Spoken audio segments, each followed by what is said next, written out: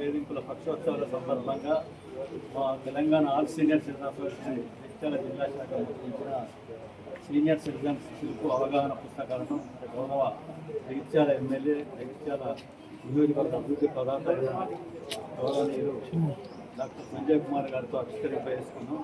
మరి అంతేకాకుండా మాకు జగిత్యాల జిల్లా కేంద్రంలో ఒక 1.5తో ప్రభుత్వ వృద్ధాశ్రమాన్ని అట్లాగే డే కేర్ సెంటర్ను కూడా ఏర్పాటు చేసినందుకు వారికి అలాగే మనకి అద్దూరు లక్ష్మీ కుమార్ గారికి తెలుపుతా ఉన్నాం. మరి అట్లాగే మాకు సీనియర్ సిటిజన్స్ ఏదే బీసీ కమిషన్ కమిషన్ల లెక్క మా సీనియర్ సిటిజన్ కూడా కమిషన్ ఏర్పాటు చేయాలని ముఖ్యమంత్రి దృష్టికి తీసుకెళ్లాలని కోరుతున్నాం. అంతేకాకుండా మరి మేము సీనియర్ సిటిజన్స్ ఎన్నో సేవలు అందిస్తున్నాం. మా సీనియర్ సిటిజన్ ఒక భవనానికి ప్రభుత్వం తరపున స్థల నిర్మాణం నిధులు కూడా మంజూరు చేసి ఆ భవనాన్ని ఏర్పాటు చేయాలని కోరుకోవాలి అని కోరుతా ఉన్నాం. మీరు ఎంతో సేవలు అందిస్తున్నారు. అట్లాగే మా సీనియర్ సిటిజన్ కూడా మొట్టమొదటి కూడా అందిస్తున్నారు. మా ఆడియో కార్యాలయం కూడా మాకు ఒక గదిని కూడా ఏర్పాటు చేసినందుకు మా కృతజ్ఞతలు సీనియర్ సిటిజన్స్ కృతజ్ఞతలు చెప్తాను.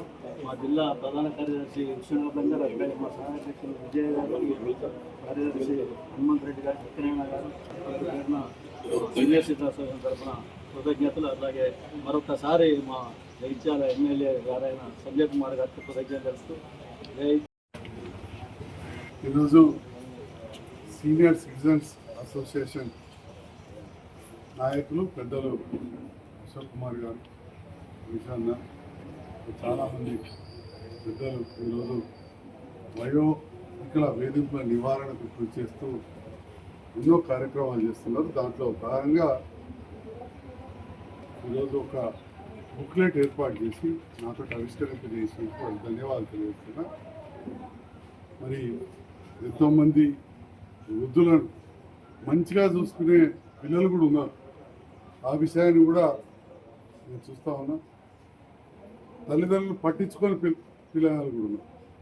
ఇంతకుముందే ఒక అమ్మ వచ్చిండే, వాళ్ళ తండ్రికి ఆపరేషన్ చేసి ఆమెనేమో పెళ్లి చేసుకొని వెళ్ళిపోయింది. భర్త కూడా లేడు. కొడుకులు ఇద్దరు ఉన్న ఇల్లు పంచుకున్నారు, ఏం చేసేవాళ్ళు లేరని చెప్పి ఇప్పుడే నాకు చెప్పారు. అలాంటి దౌర్భాగ్య కొడుకులు కూడా ఉన్నారు. ఒక్కొక్కరు తల్లి తండ్రికి ఎంతో సేవ చేసేవాళ్ళు ఉన్నారు.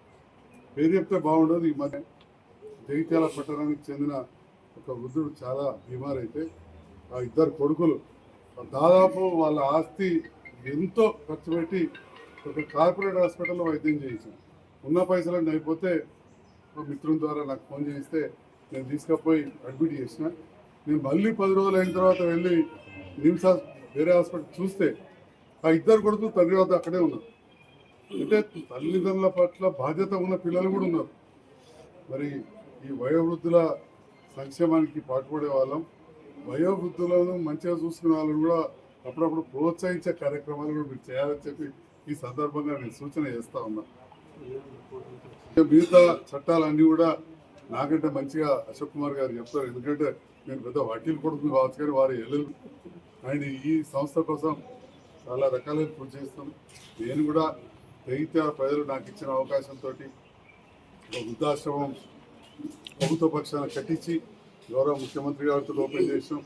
గతంలో స్వచ్ఛంద సంస్థ ద్వారా వృద్ధాశ్రమం నడిపితే దాని గౌరవాధ్యక్షుడి దాదాపు 20 సంవత్సరాల నుంచి సేవ చేస్తున్నాం. ఒక కంటి డాక్టరే ఈ మధ్యలో ఆ వృద్ధాశ్రమం ఉన్న అమ్మ అనుభూతి కూడా ఇద్దరు డాక్టర్లు తీసుకొస్తే ఆపరేషన్ చేసి కూడా పంపించాను. సో ఇట్లా నా వంతుగా నేను చేసే కృషి చేస్తున్నా. అట్లే రిటైర్డ్ ఎంప్లాయీస్ వయోవృద్ధులు వాళ్ళ సమయం వెలిపుచ్చడానికి బైపాస్ రోడ్లో ప్రభుత్వ పక్షాన్ని ఏర్పాటు చేసిన బిల్డింగ్ కూడా మంచిగా మెయింటైన్ అవుతుంది. యోగా మెడిటేషన్ కార్యక్రమాలు కూడా జరుగుతున్నాయి.